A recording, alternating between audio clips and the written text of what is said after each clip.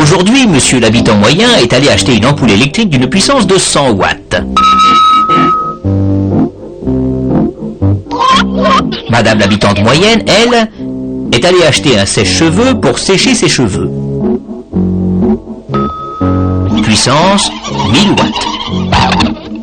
C'est-à-dire 1 kilowatt, étant donné que 1000 choses se dit 1 kilo chose. Le monsieur des chemins de fer voulait une locomotive pour tirer son train à 130 km à l'heure. Puissance de la locomotive, 8 millions de watts. 8 millions de watts ou, si vous préférez, 8 mégawatts, étant donné qu'un million de choses se dit un méga-chose. Watt, kilowatt, mégawatt, c'est la puissance des appareils, ce qu'ils peuvent faire. Et pour le moment, ils ne font rien. Ils ne sont pas branchés sur le réseau. Le réseau, pourtant, est prêt. Dans les centrales, les alternateurs tournent. Les alternateurs, vous vous souvenez, l'aimant qui tourne devant des bobines. Dans la pratique, évidemment, cette image d'alternateur serait un peu plus près de la réalité, mais le principe est le même.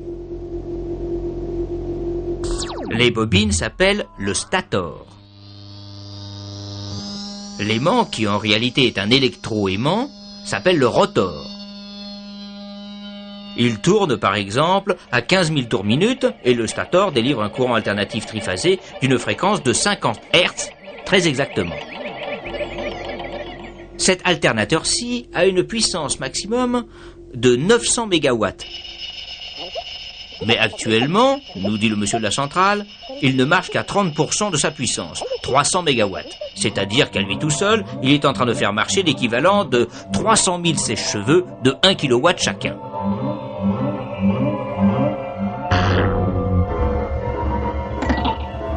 Mais vous vous doutez bien que s'il y a 300 MW qui sortent de l'alternateur, il faut bien qu'il y ait une machine au moins aussi puissante pour le faire tourner. Il n'y a pas de miracle.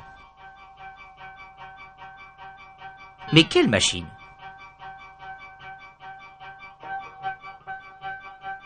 Dans les centrales, c'est toujours une turbine. Mais avec quoi la fait-on tourner ? C'est là que les messieurs des centrales se divisent en deux écoles.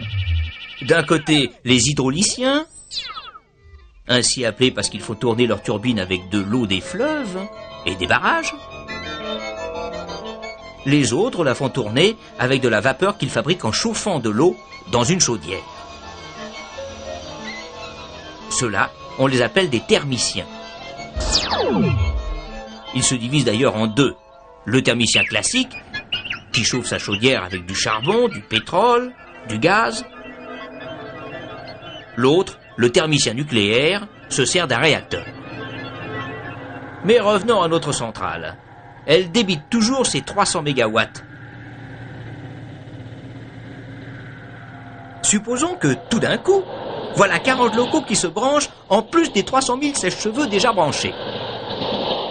Cela fait au total 600 mégawatts que réclame le réseau. Si votre centrale est seule à fournir 300 mégawatts, cela ne suffit plus. Il faut augmenter la puissance. Notre monsieur, s'il est hydraulicien, ouvre la vanne d'arrivée d'eau. S'il est thermicien, il ouvre l'arrivée de vapeur, sans oublier bien sûr de pousser les feux et d'ouvrir aussi l'arrivée de combustible. La puissance de la machine augmente. L'alternateur sort ses 600 MW, maintient sa vitesse et les 50 Hz très exactement. Dans la pratique, tout cela est automatique. Personne ne s'aperçoit de rien, sauf bien sûr le thermicien, qui voit sa consommation de combustible augmenter, ou l'hydraulicien, qui voit sa réserve d'eau baisser. Mais l'eau, en principe, cela ne coûte rien. Alors, si l'eau ne coûte rien, pourquoi ne pas faire des centrales hydrauliques ? Ce serait beaucoup plus économique. On verra cela la prochaine fois.